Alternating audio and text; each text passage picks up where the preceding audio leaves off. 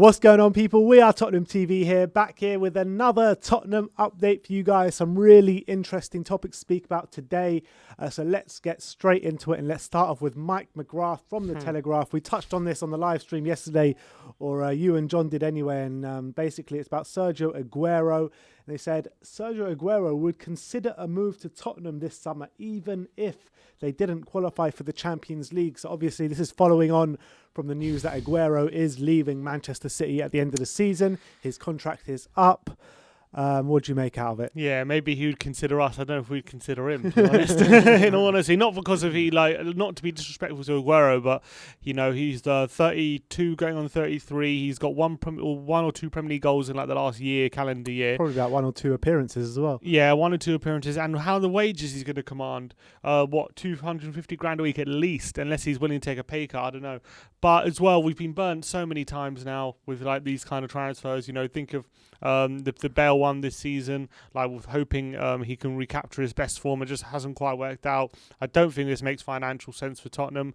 It doesn't make sense to be signing someone on such high wages when he's nearing the end of his career. So I think if we're looking for a rebuild, I don't think Aguero is the person to be spearheading that. Having said that, if we were to get him on a free foot and we were to have him on a 2-year contract or something, and he was taking a pay cut, I wouldn't be like, oh my God, we're getting Aguero, get the Levy out or anything. I wouldn't mind it, but I wouldn't mind Aguero being part of the team, but it doesn't make sense really. Yeah, I mean, every time I've seen him play for Man City this season, it hasn't filled me with much confidence. For me, I think even if it is cut wages and just for 1 or 2 year deal, it's just not for me really. I prefer to get a younger striker up and coming as opposed to one that's over the hill already. So wouldn't mind see Kane and Aguero sharing a pitch together a few times though. Not for me, man. I think that ship has sailed. Sergio Aguero's more than past it, you know what I mean? So I think he should go and play somewhere like the Spanish league or the French league or somewhere like that, where the game is not as kind of aggressive as it is in England. That's my opinion. But look, if we were to sign him, I'm sure we would all get excited at the time. Definitely. But right now, I'm saying a no. Stay away.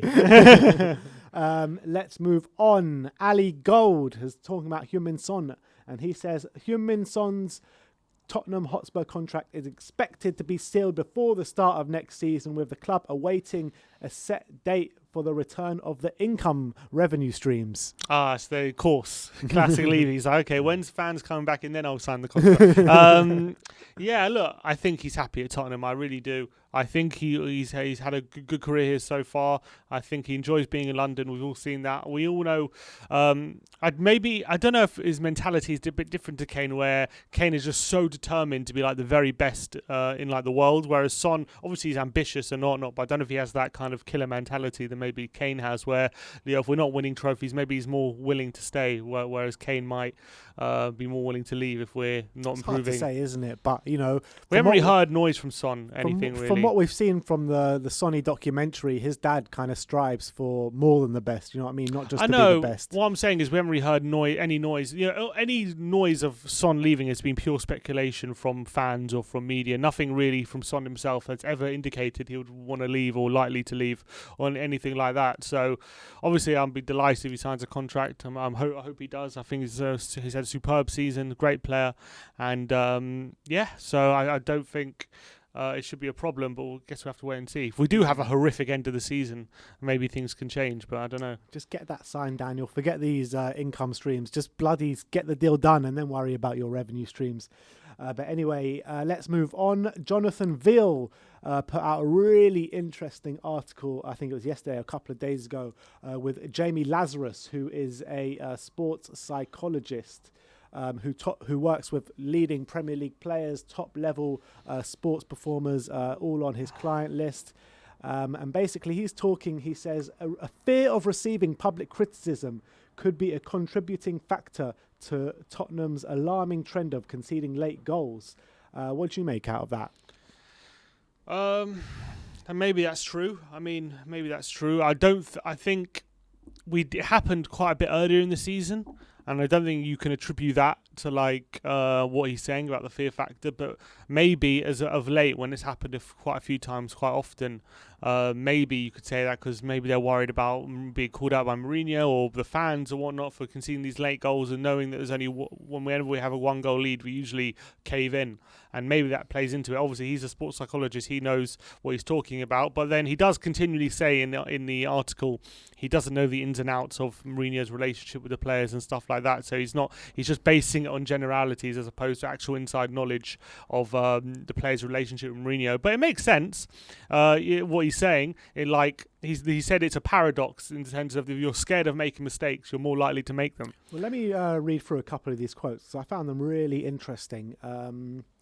The first one was, there is almost certainly a mental issue. Whether that comes from lack of motivation, lack of confidence or other factors, it is completely feasible that if you go into a match thinking you might get hung out to dry or might be criticised in some way, either individually or collectively, that could affect the way you perform.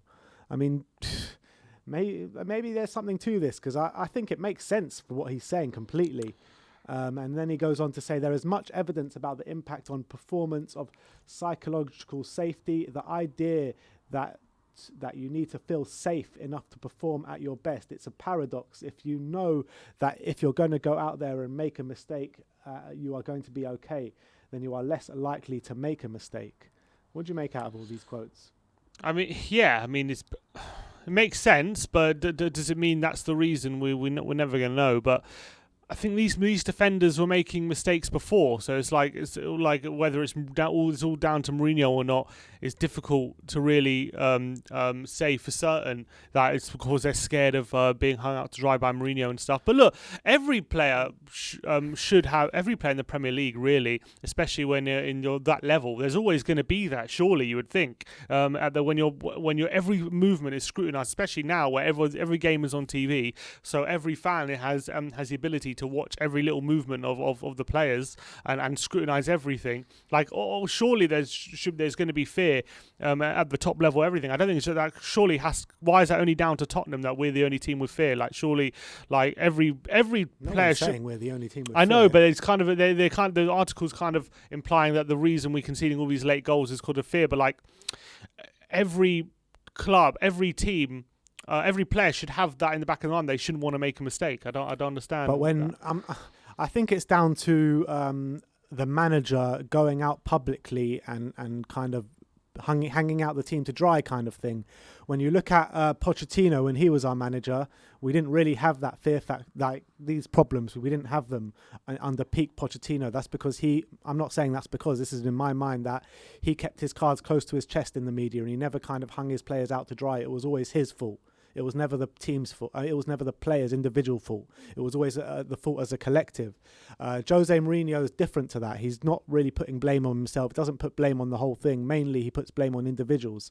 So maybe that is the situation that we're going through. And you look at teams like Arsenal as well. Their Arteta comes out quite often, really, and puts players out to dry and stuff like that as a collective.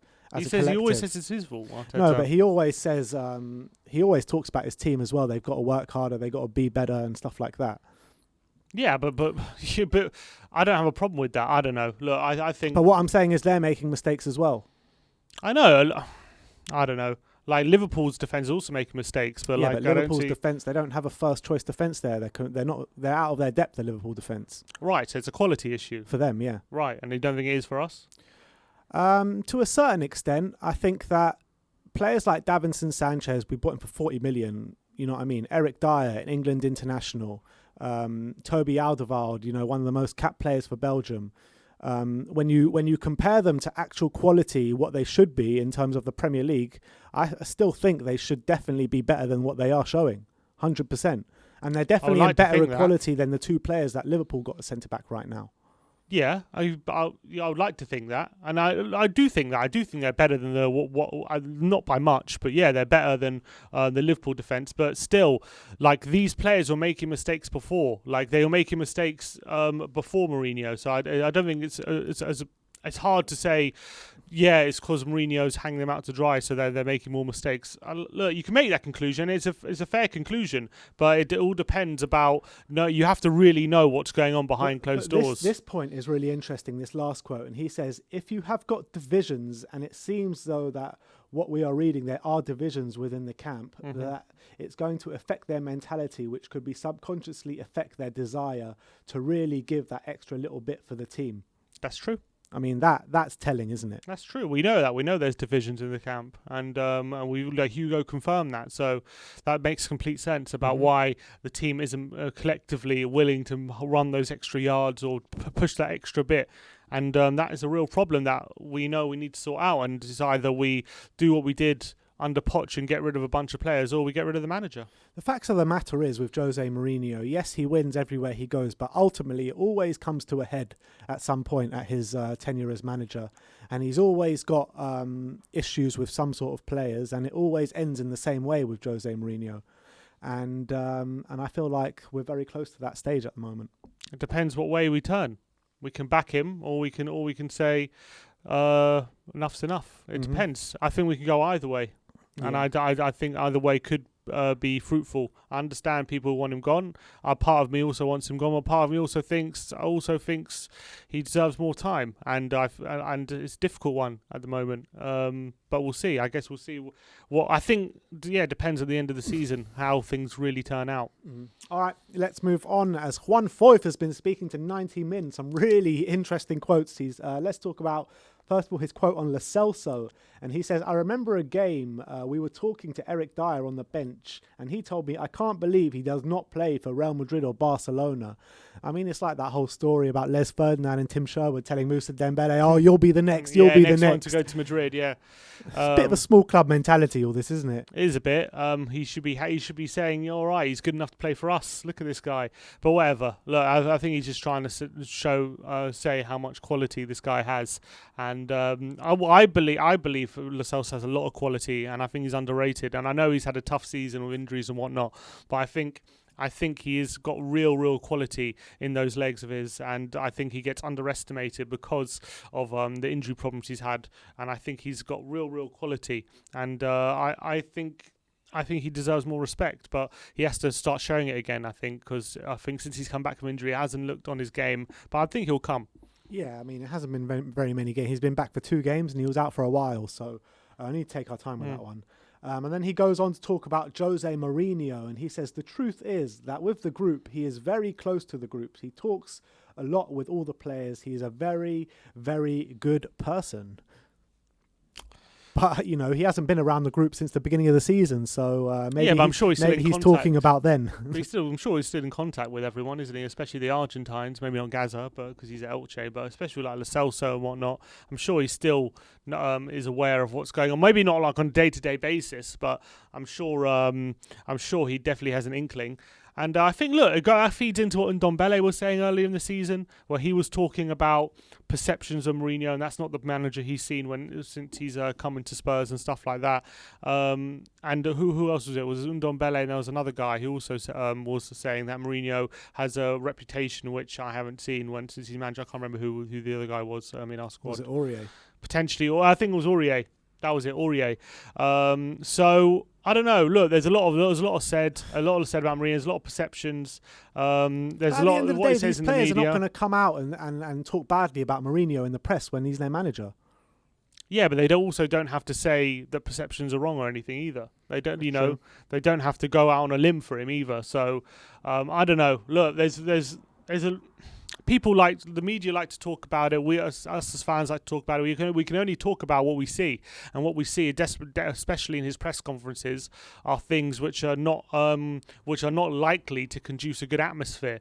But we don't know what happens behind closed doors. We hear obviously those rumours from the media. We don't know what players those are coming from, how many players it's talking about. It's always in generalities, and a few players are upset, or a few players are there. We don't really know, but. It does look. The messages clearly aren't good, and clearly the performances aren't good. So when you put those two and two together, it adds to an equation where it looks like things are turned toxic. But that's all about perception. At the end of the day, we don't actually know how he is with his players behind closed doors and on the training pitch and stuff like that. So it's hard to say. And then the final quote from him is on Eric Lamela, and he says, Eric Lamela goes looking for a fight. Do you know how up for it he is? When he gets angry, he goes looking for it like crazy. He has offered to fight me a couple of times in training at the heat of the moment, and I am not the only one. That's Eric Lamela in a nutshell, isn't it? Classic Lamela. So exactly what he's like on the pitch as well. I'm surprised the red card he got in the North London derby was his first red card. And that shouldn't have been a red card. Because he definitely should have had a few red cards. But look, Lamela loves a fight, doesn't he? We all know that. I wonder if it was like that at Roma, because it definitely seems like something he developed under Pochettino, like that mean streak. I don't like a Roma. He seemed like this like tricky winger, like a bit like a winger who was like a flair player kind of thing. The thing is, with his time at Roma, we only saw kind of compilation videos from YouTube. We never saw him play in, week out, so you don't really know. Like, if I showed you a compilation video of him at Tottenham, you'll just see his Rabonas and a few goals he scored. No, but it's not just that. It's even when he first joined Tottenham, even for the first couple seasons, he wasn't this fighter. It kind of happened after like 3 or 4 seasons at Spurs. Yeah, that's what I saw anyway. And I think I think Poch, he learned this mean streak. I think he's always had that Argentinian fire in his belly. You know what I mean? When I remember his first season, he was a bit of he's just a bit weak. Like he didn't really have that. Didn't seem to have that fire when he first came. But I think he definitely developed that for me. I don't know. I'm not sure, but look, you could be right about that one. But look, let's move on. And the last bit of the update is the kits for next season have been leaked. Training kits and the playing kits. So the 3 colours that we've got for next season are white, black, and wild berry, they're calling it. So the white shirt, I'm going to bring it up for you right now. It's just like extremely, extremely plain. There's literally nothing on it. It's very similar to the one at Wembley. Yeah. Except for the badge. Except for the no badge. That's the only. Seems like it's just like photoshopped the one at Wembley without the badge. Yeah, I mean, it's the most plain shirt I've seen ever. Still with that red AIA logo, obviously. And let's go on to the away shirt, which is kind of wild berry, they're calling it, but I'm going to call it purple because it's the same colour that we've had before, this purple. But I like it, purple with a white. There's no shirt. There's no actual white shirt. logo. We don't actually have the images of the shirt, just the colour scheme. And then the third, I'm not actually sure which one's the third and which one's the away kit. Away kit. I'm assuming the purple one's third. So maybe the purple one is the third, and then the away kit is black and yellow, which I really like. I do like the look of that. I do like the look of that, I must say. It was very similar, when we had. I remember when we went to Turin, we had that shirt. No, it was a bit purpley and yellow, but it was very similar. But this is a bit darker. Yeah, and the training kits are going to be yellow with black trim and black with yellow trim. So both quite nice in my opinion, to be fair. And also plays into the fact that black one, that confirming that it looks like the colours are very consistent with the away shirt. Exactly. So there you go. And also there's quotes here from Dyer, which is interesting. He was asked where he would like to be buried. And he said, I would have my ashes scattered in the Tottenham Hotspur Stadium. Really? Apparently. According to Dan Kilpatrick, that's what he said. I don't know how I feel about that. I mean, let's see if the answer's still the same after this summer. Yeah, I guess. But that's a very weird thing to say. Like, why are they talking about that? Don't know. It was just one of the questions he was asked in some magazine, apparently, and he said he would have his ashes scattered in the Tottenham Hotspur Stadium. Right, well, I'll have my ashes scattered there as well. Look, there you have it. That is the Tottenham update for you guys. Let me know if you have any thoughts regarding anything we spoke about. Like, subscribe, and comment. And as always, come on, you Spurs.